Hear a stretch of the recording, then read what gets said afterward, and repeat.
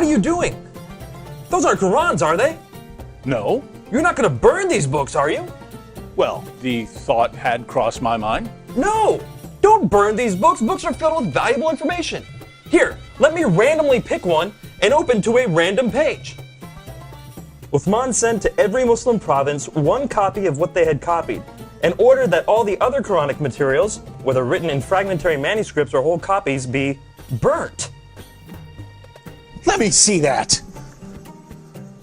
Uthman ordered that all other Quranic materials be burnt. So there's already been a Burn the Quran Day. But why, Nabil? I don't know, David. Perhaps one of these other books that are filled with valuable information can help. It's a good thing you didn't burn them. Let's take a look at one at random. Oh, here's one. Sahih Muslim. Abu Musa al-Ash'ari sent for the reciters of Basra. They came to him and they were 300 in number. They recited the Quran and he said, "You are the best among the inhabitants of Basra, for you are the reciters among them. So continue to recite it. But bear in mind that your reciting for a long time may not harden your hearts, as were hardened the hearts of those before you." Good. Wow, it says they had their hearts hardened. Well, what happened next? Let's keep reading and find out. We used to recite a surah which resembled in length and severity to Surah Barat. I have, however, forgotten it, with the exception of this, which I remember out of it. If there were 2 valleys full of riches for the son of Adam, he would long for a 3rd valley, and nothing would fill the stomach of the son of Adam but dust. And we used to recite a surah which resembled one of the surahs of Musabihat, and I have forgotten it.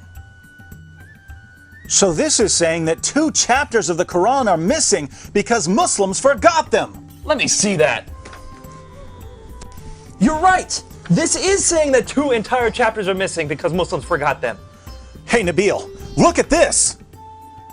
Ubay was the best of us in the recitation of the Quran, yet we leave some of what he recites. Ubay says, "I have taken it from the mouth of Allah's messenger and will not leave it for anything whatever."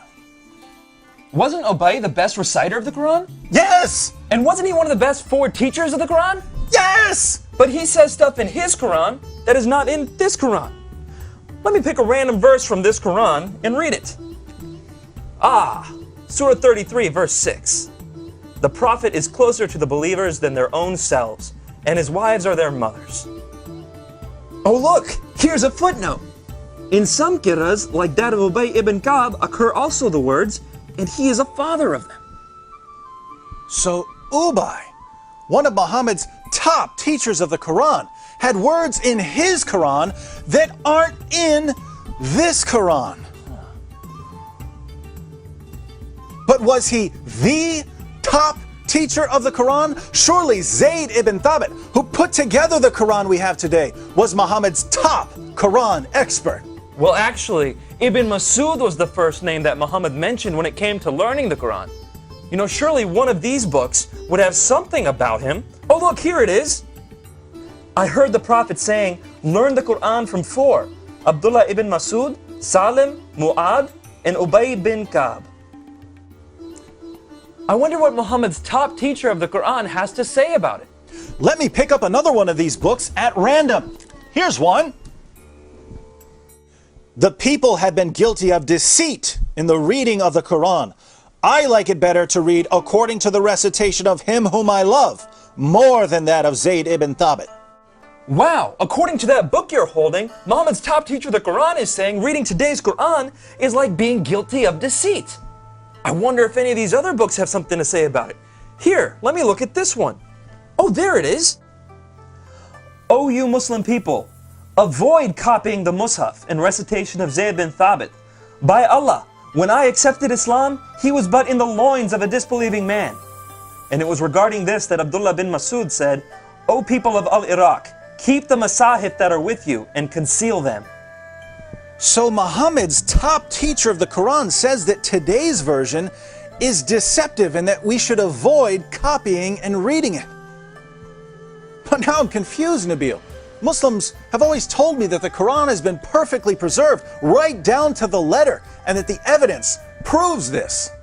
That's what I was always taught. I'm sure one of these books will tell us that the Quran was perfectly preserved. How about that one? Let's see.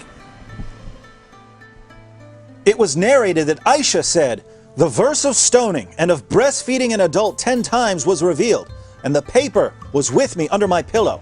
When the Messenger of Allah died, we were preoccupied with his death, and a tame sheep came in and ate it?" The verse of stoning and the verse of breastfeeding?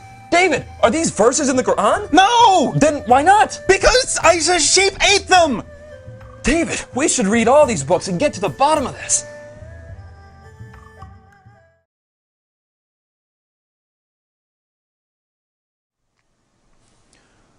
So let me see if I've got this right. Muhammad died, and no one had compiled the Quran. The people who had memorized large sections of the Quran were sent into battle by Abu Bakr, and they were slaughtered. Muslims lost a ton of the Quran that day. Abu Bakr didn't want to lose any more, and so he had Zayd ibn Thabit put together what was left and compiled it into a manuscript.